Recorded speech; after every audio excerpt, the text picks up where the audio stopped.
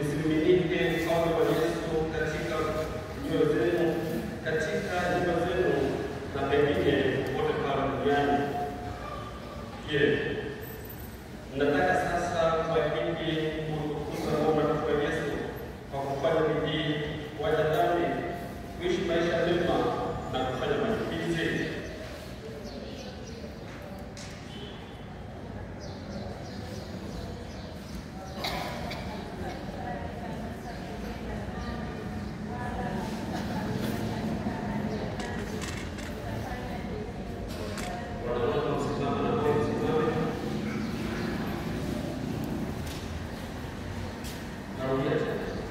Je, nataka sasa kuahidi kutukuza Bwana wetu Yesu kwa kufanya bidii, kuacha dhambi, kuishi maisha mema na kufanya machukizi?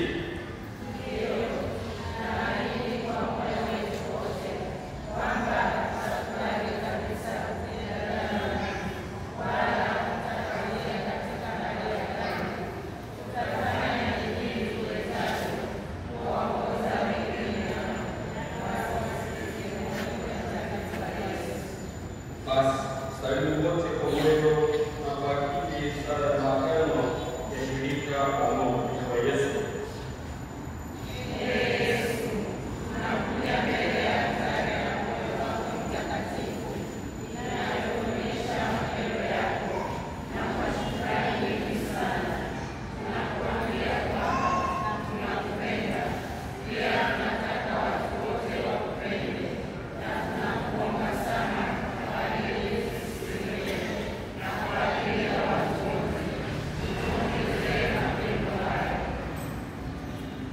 Wewe ni Mungu na mpekee, umeteswa kwa ajili ya kutupenda na umekufa msalabani ili kutukomboa sisi wakosefu, ili tuingie katika utukufu wa milele.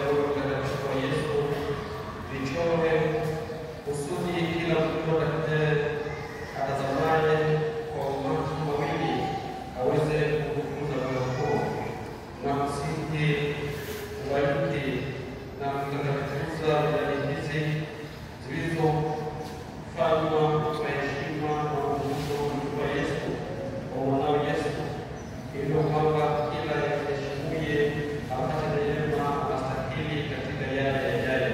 Tunaomba hayo kwa njia ya Kristo wetu. Sasa tutawalisha wenye Mungu wa Yesu, hivyo wasikeni wapendwa, ishara ya Mungu wa Yesu iwe kinga yenu hadi uzima wa milele.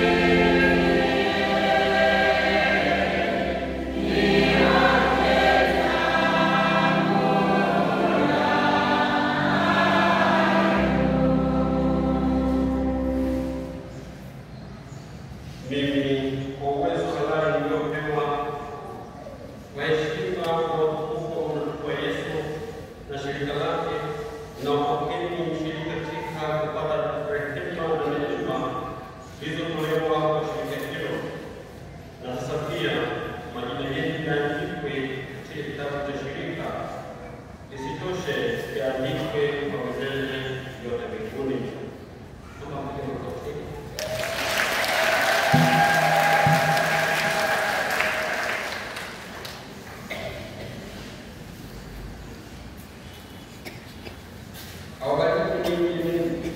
Muumba mbingu na dunia, aliyetenda uchaguzi kuwa katika jumuiya ya shirika moja kwa Yesu, ambaye tunamuomba saa ya kufa kwetu avunje kichwa cha adui yetu Shetani, ashindanaye nasi, na hatimaye awe na taji ya ushindi, awarithi wa siku zote na ufalme wa mbinguni kwa njia ya Kristo Bwana wetu.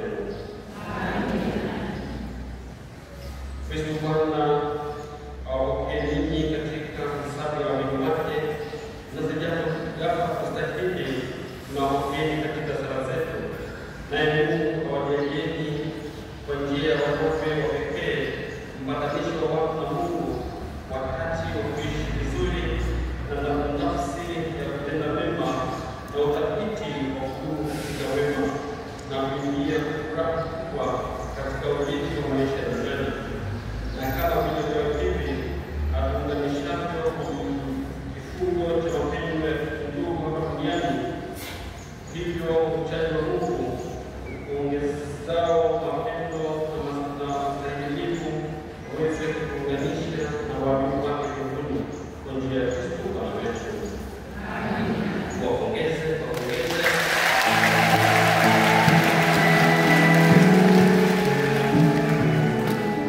Tuendelee.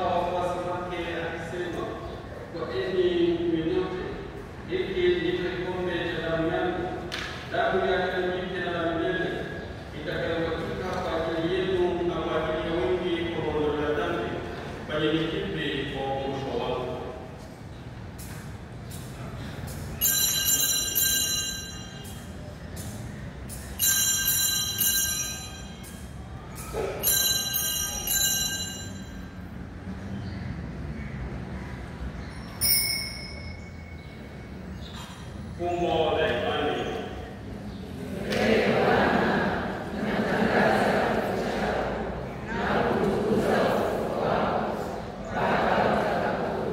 Kwa hiyo, Bwana, tunapoadhimisha ukumbusho wa kifo na ufufuo wake mwanao na kutolea mkate wa uzima na kikombe cha wokovu, tunakushukuru kwa kutustahilisha kusimama mbele yako na kutumikia. Pia tunakusihi kwa unyenyekevu ili kushiriki mwili na damu ya Kristo tupate kwa mwili mmoja. Ee Bwana, ukumbuke kanisa lako lililozaliwa kwa duniani, ulikamilishe katika mapendo pamoja na watakatifu wetu leo wa 14, askofu wetu mkuu Tadeosi Ruwa'ichi, msaidizi wake Heli na Mungu na wapendwa wote. Wakumbuke pia ndugu zetu waliofariki dunia wakiwa mbele ya ufufuko na marehemu wote waliofariki dunia katika huruma yako, wapokee tendo la uso wako. Tunakuomba utuhurumie sisi sote, ili pamoja na Maria Bikira mwenye hekima wa Mungu na Mtakatifu Yosefu Mtakatifu Bikira mwenye heri na Beti asoma parokia yetu na watakatifu wote waliopendwa tafadhali, tustahili kushiriki uzima wa milele na kusifu na kutukuza kwa njia ya mwanao Yesu Kristo. Kwa njia yake pamoja naye na ndani yake, wewe Mungu Baba Mwenyezi, katika umoja wa Roho Mtakatifu, unapata heshima yote na utukufu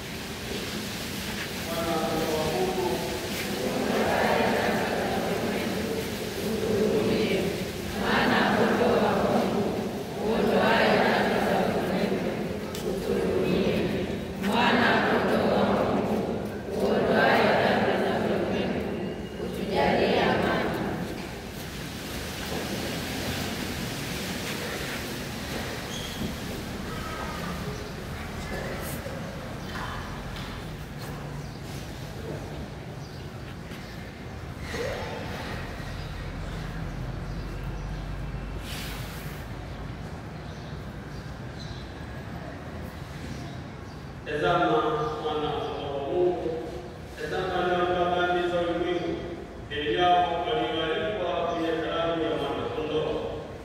Ee Bwana, sistahili niingie kwako, lakini sema neno tu, na roho yangu itapona.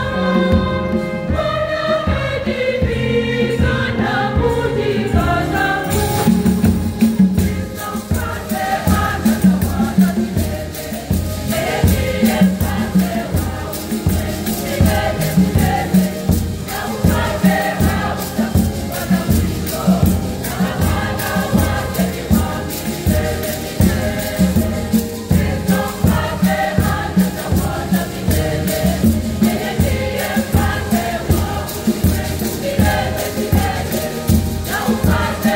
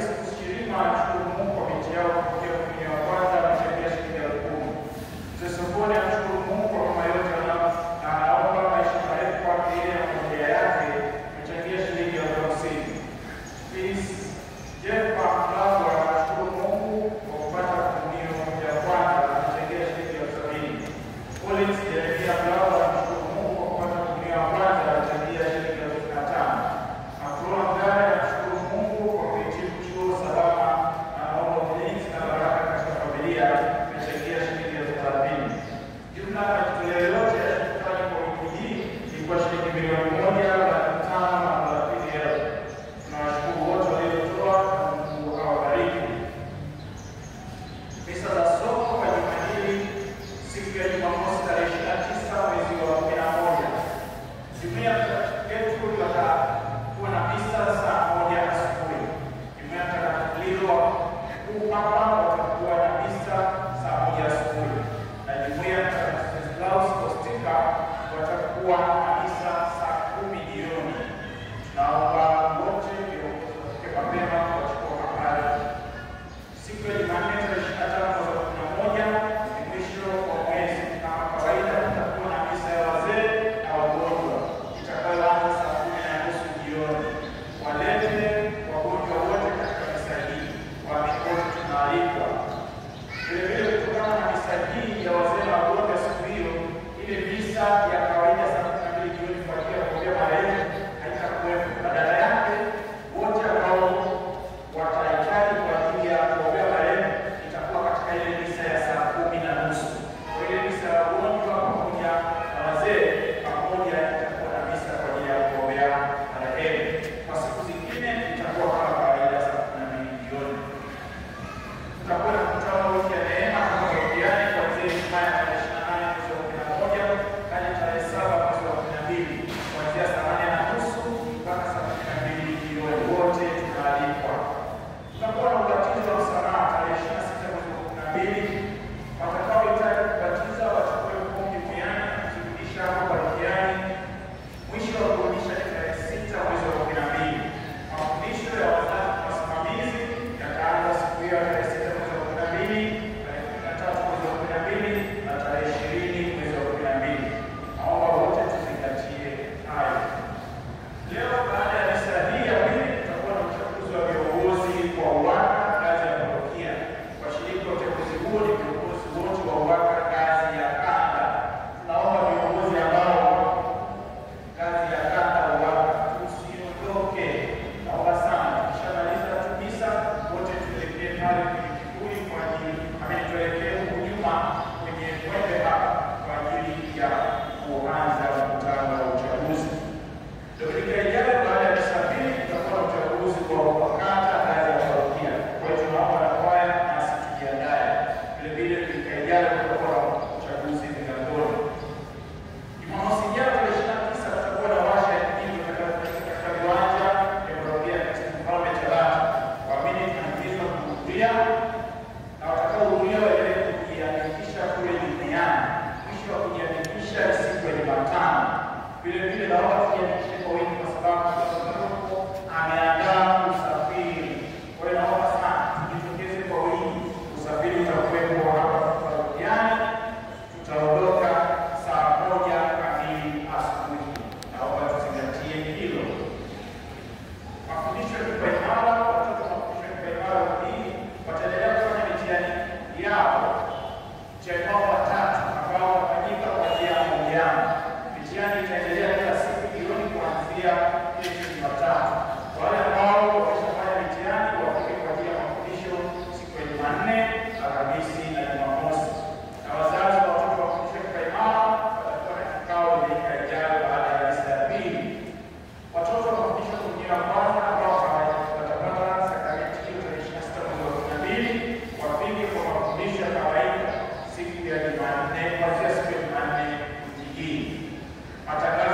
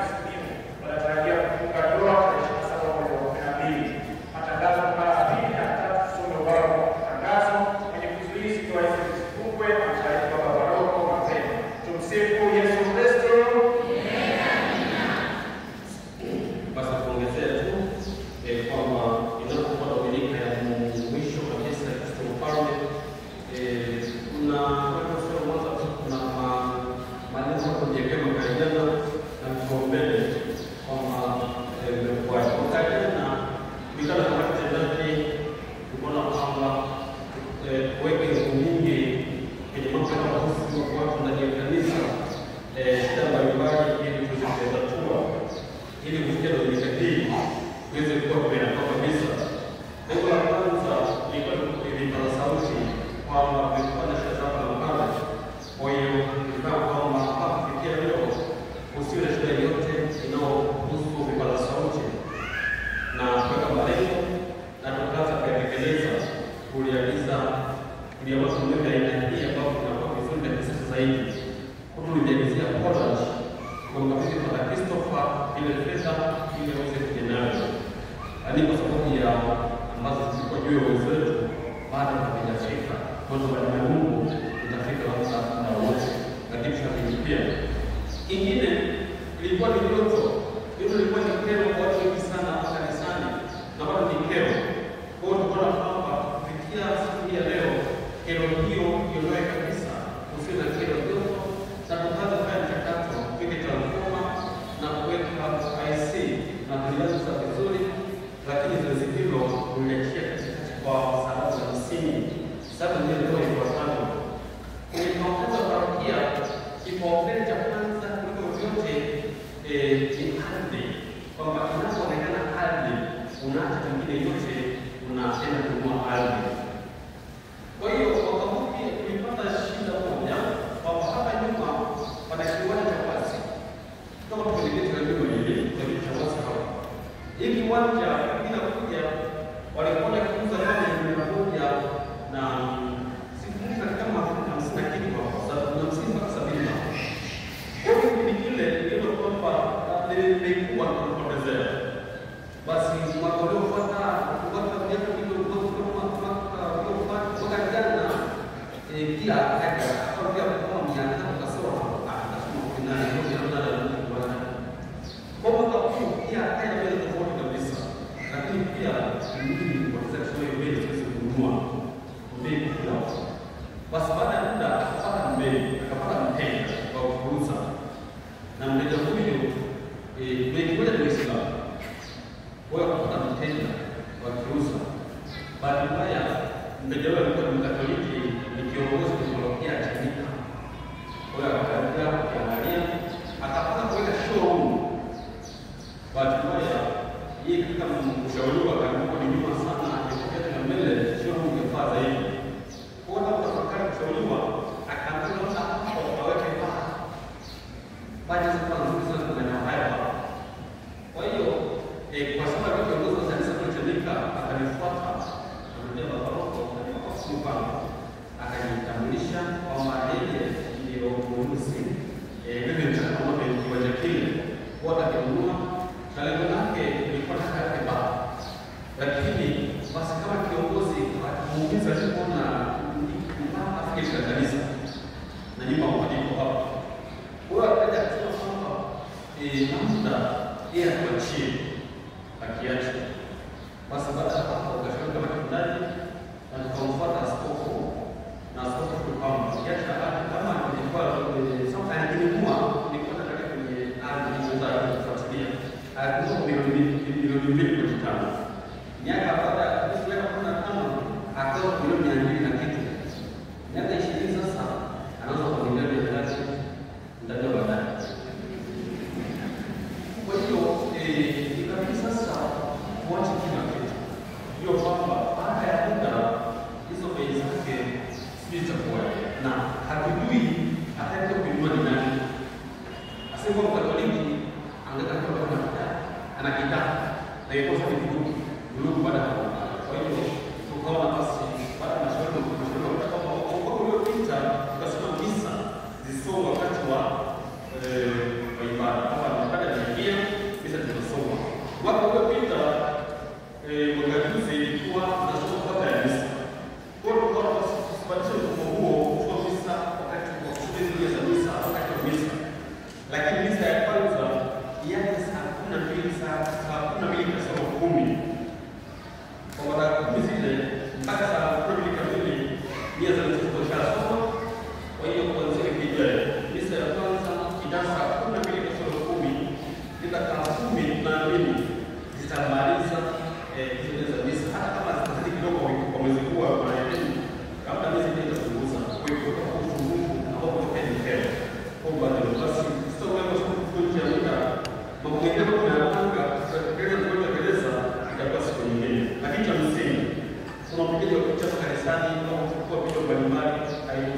bila bidhaa. Si kabisa. Ili ufanye hivyo lazima uone kwa tunacho na utakuelekeza. Na sala hii kwa mtani mtaalamu wa teki aleta kwa Roma kuhusu mambo ya kusimamia. Mambo ya kueleza kwa Roma mwaka huu akitumwa na sala na somo Tanzania ni mwanaparokia wetu. Kwa hiyo tunamuomba kwanza kijayo atupe semina wakati kama mandara katika kipindi cha hapa mbele sasa kipindi ambacho tunaelekea. Kwa hiyo basi tunakwenda sana. Na kingine ni kuuza sana Biblia la mwisho. Sasa Biblia ni kwetu na mwaka huo mwalimu yule alishua Arusha palimo kwa kule. Kwa hiyo basi wapo alifundishwe kusoma vizuri. Lakini kwa mashaka kwa mwezi ndalipa 4 anayefundisha darasa lile na wanaojifunza watano. Sio kaka mwaka huu. Kwa hiyo tunaona labda mshawishi wengine kwa kutosha. Lakini kwa laki 5 watu watano hiyo ndio mbaya sana. Kwa hiyo mimi ninaomba wale wa Biblia mjaribu kushika wale mshambaka, lakini mtamlipa pale tu endapo tutakuwa walau chini hivi na hapo sasa pesa nyingine kwa ajili ya watu pesa pole. Na cha mwisho leo ni siku ya kwaya na basi kwa maelekezo ilikuwa ni kwamba siku hii ilikuwa na mchango wa tatu kwa ajili ya kwaya. Kwa hiyo nilikuwa na haraka basi wale ni mwenyekiti na katibu mzima mmoja kwa shida kwa mara moja tumeona kazi yao ni kubwa na watu wote na nadhani kila mtu amefurahia wanapenda. Kwa hiyo wote amka tu tulichokuwa nacho kwa ule mkono wasikuwa na hata njema lakini umtumikie Mungu kwa ajili ya watu wengine. Haya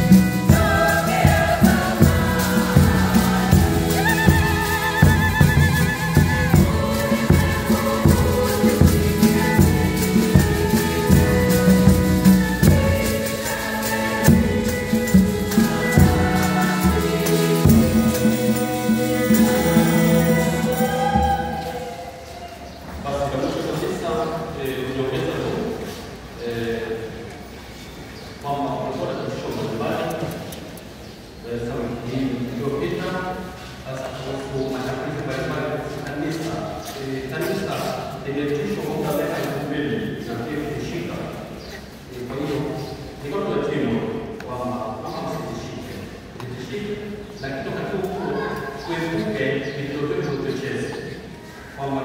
kile kinachohusu uchochezi, basi sisi Wakatoliki hatuna sio vizuri, lakini haimaanishi watu waache kutenda sawa.